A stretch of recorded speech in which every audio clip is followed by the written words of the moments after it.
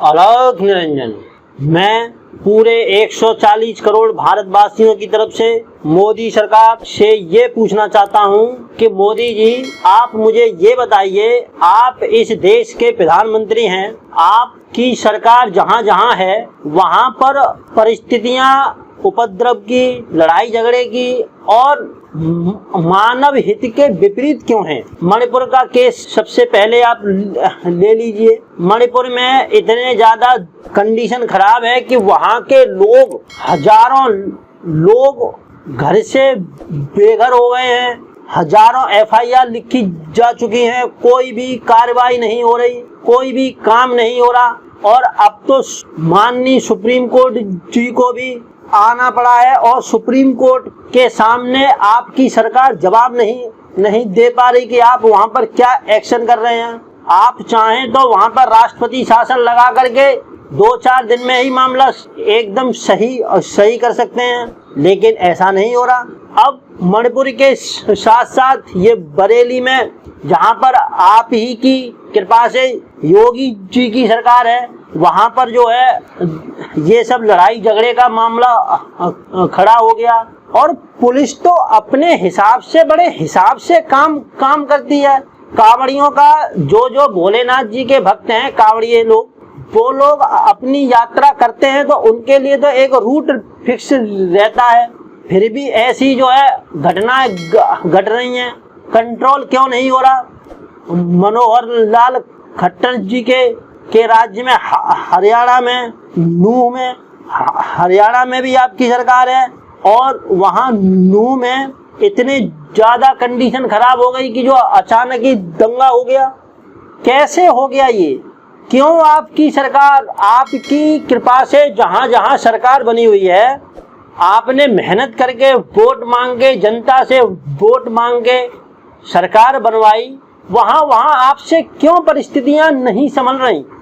मैं आपसे पूछना चाहता हूँ। एक तो इतना बड़ा जो है केस हो गया, बड़ा ताज्जुब वाली बात है कि एक जो है रेलवे का दरोगा, ASI, उसका दिमाग इस प्रकार से खराब हो गया कि उसने 4 लोगों का मर्डर कर दिया और कह रहा कि जो इंडिया में रहना है तो जो है योगी मोदी कहना है।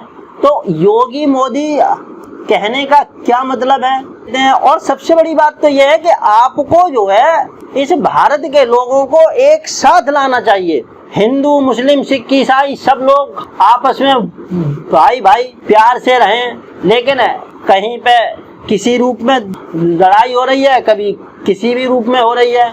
आपकी जहाँ जहाँ सरकार है वहाँ पर ऐसा क्यों हो रहा है? मैं ये पूछना चाहता हूँ। आपको पता है जिनके घर से लोग मरते हैं उनको कितना दुख होता है, उनका पूरा परिवार बर्बाद हो जाता है, खाने पीने के लिए, एक एक रोटी के लिए तरसते हैं वो लोग। आखिरकार में ऐसी घटनाएं क्यों हो रही हैं? आप सख्ती से काम क्यों नहीं ले रहे? मैं आपसे पूछना चाहता हूँ। आपकी मोदी सरकार की कृपा से जहाँ जहाँ भाजपा की सरकार है वहाँ तो और ही ज्यादा कंडीशन खराब है।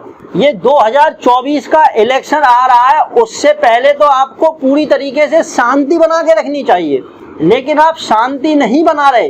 कितनी उम्मीदें करता हूं मैं आपसे कि आप इस देश के प्रधानमंत्री हैं, विश्व गुरु बनाएंगे देश को, सबको नौकरियां देंगे, ये करेंगे वो करेंगे, लेकिन यहाँ तो लोग आपस में लड़ रहे हैं, झगड़ रहे हैं। आप ऐसा कार्यक्रम क्यों नहीं लेके आते जिससे कि जो है सारे के सारे लोगों में, चाहे वो किसी भी संप्रदाय का हो या फिर किसी भी कास्ट का हो, सब लोग आपस में मिल बैठ के एक साथ रहें, एक साथ खाना पीना खाएं, एक दूसरे के सुख दुख में शरीक हों। जब इलेक्शन आता है तब ऐसी कंडीशंस खड़ी हो जाती हैं।